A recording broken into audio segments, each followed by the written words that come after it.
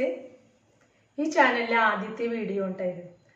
ഇന്ന് ഒരു ഹെൽത്തി ആയിട്ടുള്ളൊരു വിഭവമാണ് തയ്യാറാക്കുന്നത്. അതായത് ഇതിൽ പ്രധാനമായിട്ടും 3 ഇൻഗ്രീഡിയൻസ് ഉള്ളൂ: എള്ള്, അവല്, കരിപ്പട്ടി. നമുക്കറിയില്ല ഇത് മൂന്നിനും ഒരുപാട് ഹെൽത്ത് ബെനിഫിറ്റ്സ് ഉണ്ടെന്ന്. മാത്രമല്ല വളരെ എളുപ്പത്തിൽ തയ്യാറാക്കിയെടുക്കാം. അപ്പം നമുക്ക് തയ്യാറാക്കാം. വരൂ. എള്ളിനെ പറ്റി പറയുകയാണെങ്കിൽ ഒരുപാട് ഗുണങ്ങളുള്ളതാണ്.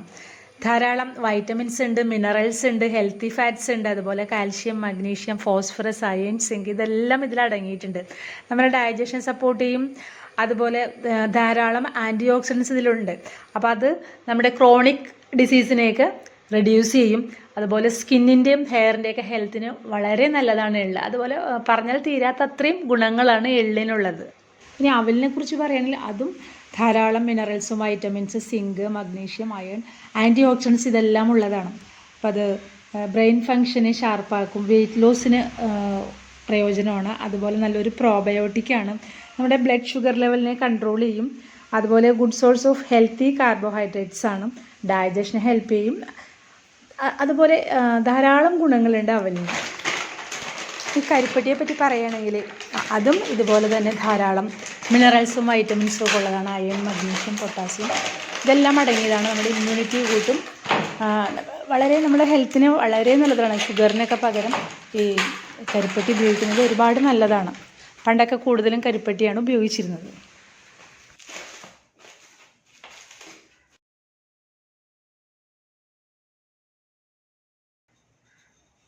അപ്പോൾ ആദ്യം നമ്മൾ കരിപ്പട്ടി ഉരുക്കാൻ പോവുകയാണ്. അതൊന്ന് പൊട്ടിച്ച് അല്പം വെള്ളം ഒഴിച്ച് ഉരുക്കാൻ വെക്കുകയാണ്.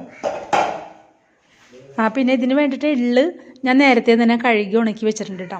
നമ്മൾ കടയിൽ നിന്ന് വാങ്ങിക്കുന്ന എള്ളിൽ ചിലപ്പോൾ അതിൽ കല്ല എന്തെങ്കിലും അഴുക്കൊക്കെ ഉണ്ടാവും. അപ്പോൾ കഴുകി ഉണക്കിയെടുക്കുക. ഉണക്കിയെടുത്തില്ലെങ്കിലും ഒന്ന് വെള്ളം വാർന്നെടുത്താൽ മതി. ഞാൻ നേരത്തെ തന്നെ കഴുകി ഉണക്കി വെച്ചിരിക്കുന്നതാണ്.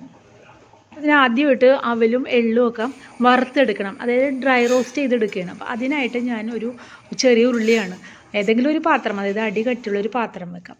എന്നിട്ട് അവൽ ഒരു മീഡിയം ഫ്ലെയിമിലിട്ട് ഒന്ന് വറുത്തെടുക്കുക. അതിൻ്റെ പാകം എന്നോടൊന്ന് ക്രിസ്പി ആവുന്നത്, നമ്മളൊന്ന് കൈ കൊണ്ട് പൊടിയുന്നത് ആ പാകത്തിന് റോസ്റ്റ് ചെയ്തെടുക്കാം. നമ്മുടെ അവൽ പാകമായിട്ടുണ്ട്. അപ്പം ഇത് ഞാൻ വേറൊരു പാത്രത്തിലേക്ക് മാറ്റുകയാണ്. ഇനി ഇതുപോലെ തന്നെ നമുക്ക് എള്ളും വറുത്തെടുക്കണം. എള്ളും ലോ ടു മീഡിയം ഫ്ലെയിമിലിട്ട് വറുത്താൽ മതി.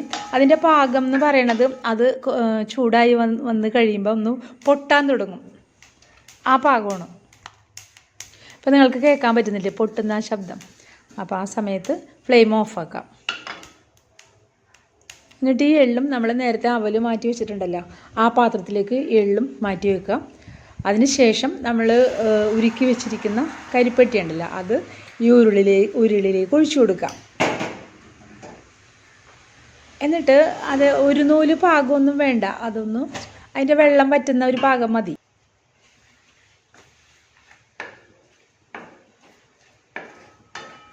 ഉരുളിയിലേക്ക് നമ്മൾ ഉരുക്കിയ കരിപ്പട്ടി ഒഴിച്ചു കൊടുക്കുമല്ലോ, അപ്പോൾ ഫ്ലെയിം കുറച്ചിടുക. പിന്നെ അതിലേക്ക് നമ്മൾ എടുത്തു വെച്ചിരിക്കുന്ന നാളികേരം ചേർത്ത് കൊടുക്കുക. പിന്നെ വറുത്ത് വെച്ചിരിക്കുന്ന എള്ളും അവലും അതും ചേർത്ത് യോജിപ്പിച്ചെടുക്കുക. അത് യോജിപ്പിച്ച് ഫ്ലെയിം കുറവായിരിക്കണം, യോജിപ്പിച്ച് ഒരുവിധം പാകമായിട്ട് വരുമ്പോൾ ഇതിലേക്ക് നെയ്യ് ചേർത്ത് കൊടുക്കുക. 1 ടേബിൾ സ്പൂണോ അല്ലെങ്കിൽ അതിൽ കൂടുതൽ നിങ്ങളുടെ ഇഷ്ടം പോലെ നെയ്യ് ചേർത്ത് കൊടുക്കുക. പിന്നെ ഒരു ഫ്ലേവറിന് വേണ്ടിയിട്ട് ഞാനിവിടെ ഏലക്കായുടെ കുരും ജീരകവും കൂടെ ചതച്ചത് ചേർത്ത് കൊടുക്കുന്നുണ്ട്. അത് ഓപ്ഷനാണ്, നിങ്ങൾക്ക് ഇഷ്ടമുണ്ടെങ്കിൽ മാത്രം ചേർത്താൽ മതി.